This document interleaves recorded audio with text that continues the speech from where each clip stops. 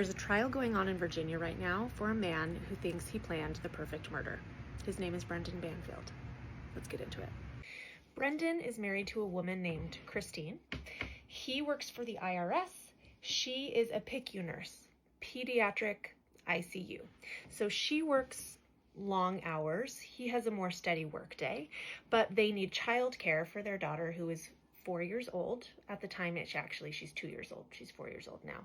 Her name is Valerie. So they hire an au pair from Brazil named Juliana. So to go over the names again, the husband is Brendan, the wife is Christine, the daughter is Valerie, and the au pair is Juliana. Now, not too long after Juliana joins their household to watch Valerie as an au pair, Juliana and Brendan begin having an affair. So not too long into their affair, they start having conversations about what's next for them, okay?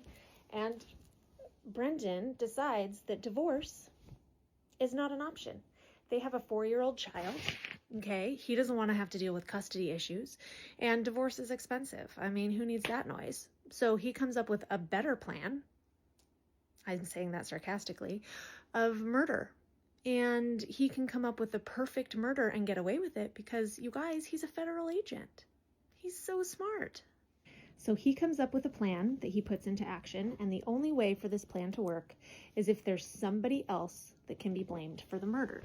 Now, they can't hire a hitman, okay? Hitmen talk. That's dangerous.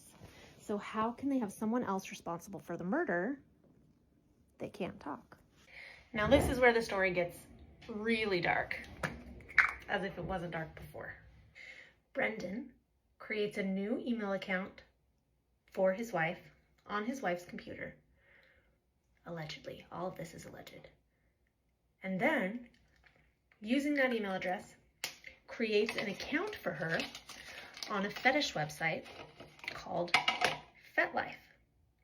And then he creates a profile for her as if she's interested in BDSM and creates a post that she is looking for an aggressive, violent encounter. Now, he's thought through everything, right? Like, he is using Christine's computer. He needs to make sure that any communications that happen through FetLife happen while Christine is at home. Because if they can show that there's communication happening on her computer at home, but Christine is somewhere else, it's obvious it's not her, right? It's someone else. So plenty of people reach out to Christine because they want to fulfill this fantasy. And between Brendan and Juliana, they get back to these people and they carry on conversations. Now, it can't be just anyone. They have particular feedback for each of them. So let me paint you a picture of the people they reject, okay? One of them said, "This sounds very interesting. I would love to do this with you. Why don't we meet in person?" They stopped communicating with him. Another person said, "You know what? I also would love to do this." They went back and forth a little bit, but said, "I am not willing to do this until we meet in person. You have to understand what risk this puts me in. I'm a stranger showing up to your house with a weapon. I need to meet you in person before I commit to this." They stopped communicating with him too, until they connect with Joe Ryan. Now, Joe Ryan says he's willing to move forward with just a phone call because Christine says she doesn't want to take away from the excitement of it by meeting in person, but she's willing to do a phone call if that's what it takes. Thankfully, there was a woman involved in this plan, right? Juliana. So the day of the plan comes, okay? Brendan is apparently running off to a really important meeting that morning. It's around 7 a.m. And Juliana and Valerie, the daughter, are off to the zoo. They all leave the house around the same time while Christine is in bed. And she has set up this encounter for around 7:20 a.m. So Brendan leaves. He goes to McDonald's. He's in the drive-thru. We see this on camera. Doesn't get anything, comes around and goes through the drive-thru again, okay? Goes and parks his car, is parked for a little bit, then gets out of his car and goes inside and is in the bathroom and is in the bathroom for about 8 minutes until he gets a phone call from Juliana, and then he rushes home. So what's happening during that time that he's at McDonald's?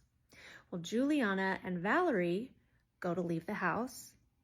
They leave the house, and then they realize they forgot the lunches for the day. So Juliana comes home, but when she comes home, she sees that someone had parked in the driveway. Now, in the messages between Christine and Joe Ryan, she had told him, park in the driveway. So when she sees this strange man walk into the house, she tries to call Christine. Christine doesn't pick up. What we will find out later is that Christine's phone was turned off and in a drawer of the bar cart downstairs. This has me wondering, if I had set up this encounter for myself, would I be more likely to put my phone in that spot? Or if someone else had set up this encounter to make it look like I had set it up for myself so that they could murder me, would they be more likely to put my phone in that spot? Makes you think. So when Juliana can't get a hold of Christine, she calls Brendan. And if you remember, Brendan was in the bathroom at McDonald's. So he saunters outside, gets in his car, and he drives home. The reason that we have this whole story that we do is because Juliana has turned on Brendan. That is the story that she has painted. Brendan paints a different story. So I'm going to diverge. According to Juliana, she and Brendan walk into the house. They hear what's going on upstairs. Remember, Christine doesn't know what's happening. She sees a stranger with a knife come into her home and try to play out a grape. She's terrified. Joe Ryan believes this is a consensual encounter, and she's expecting this, so he just keeps going, even though they're screaming and shouting. So according to Juliana, her and Brendan make their way upstairs. They leave Valerie in the basement. She's in the house. Make their way upstairs. They walk into the bedroom. Christine shouts out, "Brendan, he has a gun." Brendan points the gun at Joe Ryan, and he shoots him. Then he picks up the knife that Joe Ryan had in his hand. He goes and sits on his wife,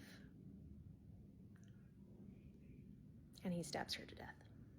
Now, they don't call 911 right away because he now needs to set the stage. He needs to move blood around. He needs to stage bodies to make sure that their story matches the crime scene.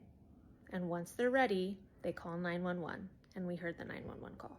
But according to Brendan, he walks in, he sees his wife being attacked. She'd already been stabbed a couple times, and so he shoots Joe Ryan. He tried to save his wife. It was too late by that point. The defendant did testify in his own defense, and if it wasn't abundantly clear, I think he's guilty. And I think he probably just convinced the jury that he's guilty. His affect is cold, calculated. He shows zero remorse, not even for the affair portion of it. I don't think he understands the difference between right and wrong, because the things that he brought up in his testimony that he didn't have to bring up. He brought up how he's had multiple affairs. So he let Juliana know that, and that that's not going to have any impact on his relationship with Christine. There was no evidence of that. No one else brought that up. He brought that up on his own. As if he didn't know what effect that would have on the jury and their perception of him. Jury deliberations start on Monday, so I will keep you all posted. And just like I remind my husband regularly for good measure, there's no such thing as a perfect murder.